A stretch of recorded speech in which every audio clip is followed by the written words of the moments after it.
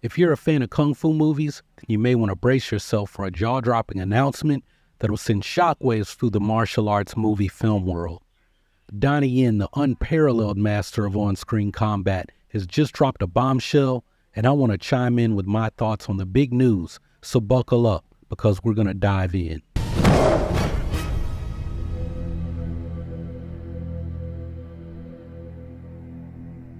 Last weekend at the Cannes Film Festival, Donnie Yen, coming in hot off an amazing performance in John Wick 4, announced his next 3 upcoming film projects, and one of them continues the Ip Man series when he showed off a movie poster on his social media for the Ip Man 5 movie. Wing Chun, Ip Man. We have very little details about Part 5 of the Ip Man series other than it's an upcoming project from Donnie Yen, and whatever information anyone was able to glean from the movie poster that's showing off the Mook Jong training dummy and a bunch of bodies and swords scattered across the floor of a room. Now, one of the biggest questions that I've seen in the chatter online around the announcement of Ip Man 5 is, well, why are they making another Ip Man movie? And well, the truth is that Ip Man has become the new Wong Fei-hung. And if you don't know who Wong Fei-hung is, look, he's a folk hero who became famous as the main hero in many martial arts films. I talked about in another video how Bruce Lee first started his kung fu training from hanging out around the set where they were making Wong Fei-hung movies when Bruce Lee was a child actor. Time for dragon boxing. What about father? I'll take care of him. Wong Fei-hung has been played by pretty much everyone: Gordon Liu, Jet Li, Jackie Chan. Eddie Peng most recently played Wong Fei-hung in a big-budget movie in 2014. Donnie Yen, ironically, has not played Wong Fei-hung, but he did play a bad guy in a Wong Fei-hung movie, and he also played Wong Fei-hung's father in Iron Monkey. There's over 70 Wong Fei-hung movies, and it really looks like Ip Man is headed in the same direction because there are more than just the Donnie Yen Ip Man movies. There's The Grandmaster, which is a very artistic film about Ip Man and Fo Shan having a duel with the daughter of a Bagua master. There's Ip Man The Final Fight, which depicts an older Ip Man towards the end of his career. After that, the other movies started to focus on a younger Ip Man with 2 movies featuring Dennis To, who actually played 2 different characters in the first 2 Donnie Yen Ip Man movies before being cast as a younger version of Ip Man in 2 movies and portraying Ip Man in another movie, Kung Fu League, which has also featured Vincent Zhao as Wong Fei-hung. Now, more recently, like within the last year or so, there's also been 2 more Ip Man movies come out in China telling stories about a younger Ip Man. The most recent one just came out at the end of 2023 or early 2024 about basically a very young Ip Man fighting off a gang that's holding his entire high school hostage. So at this point, like I said, Ip Man has entered the realm of wuxia set in the modern era, if such a thing exists. Now, the other question that people have is where the Donnie Yen Ip Man movies can go. And it's funny that I'm saying that because I asked the same question in a video 6 years ago when Ip Man 4 was announced. At the time, we didn't know anything about that movie either, but it continued 2 trends. The first being that the Donnie Yen Ip Man movies became less based on the actual history of Ip Man, and that they always had at least 2 antagonists.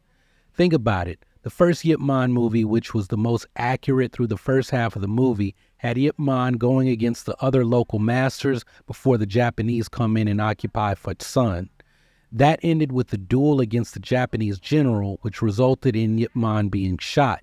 And now none of this happened, but there was no way that the movie could talk about the real reason why Ip Man had to leave everything behind and go to Hong Kong.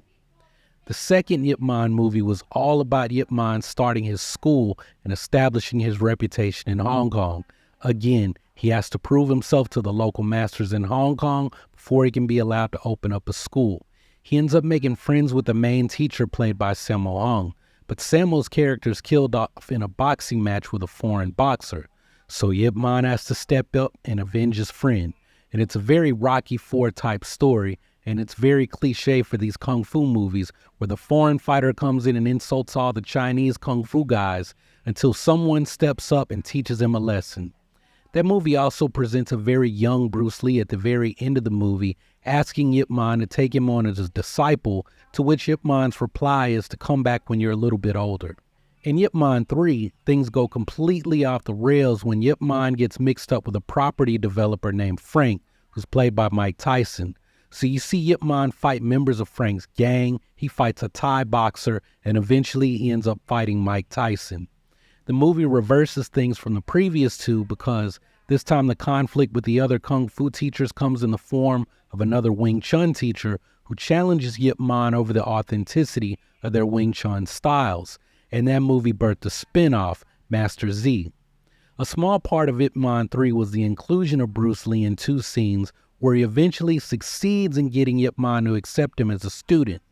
This ends up being a very big part of Yip Man 4, where Yip Man accepts an invitation from Bruce Lee to visit him in the U.S.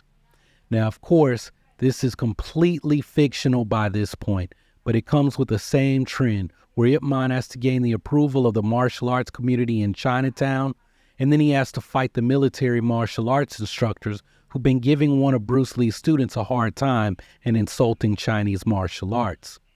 The thing with Yip Man 4 is that it ends with Yip Man telling his son about his cancer diagnosis, and the epilogue shows Bruce Lee as a movie star at that time making an appearance at Yip Man's funeral. So with Yip Man ending with Yip Man's funeral, this led a lot of people to ask, well, where can the story go now? Some speculated that the events in Yip Man 4 take place around 1964, so there's an 8-year period where more stories can occur. Other people have speculated that Yip Man 5 could pick up with Yip's disciples and tell the story of people like Wang Xianglong, William Chung, Zhou Xiangtin, or even Bruce Lee.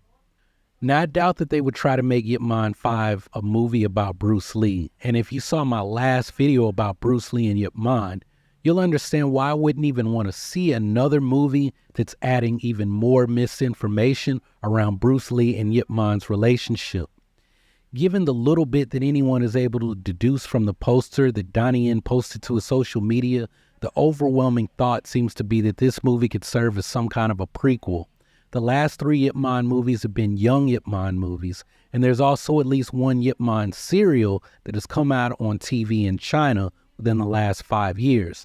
And I think this could be another young Yip Man movie, but that would mean that Donnie Yen is likely not playing Yip Man, but he'd be working behind the camera as a director and possibly even the fight choreographer for the film. Another idea is that this movie could be a true prequel depicting the origins of Wing Chun, whether that be diving into the myth of Ung Moy and Miss Yim Wing Chun, or one of the people who would eventually pass the style down to Yip Man. For now, we'll just have to stay tuned as more details come out about the project. It's a very interesting time to be a fan of Chinese Kung Fu movies in general, but especially of the Yip Man series and of Bruce Lee, with the news about the new Bruce Lee biopic coming at the end of 2023. If I had to guess, I'd say that the Bruce Lee biopic will be about Bruce Lee prior to 1965, so a young Bruce Lee story. But who knows, maybe we could have a movie about a young Bruce Lee and a much older Yip Man coming out around the same time.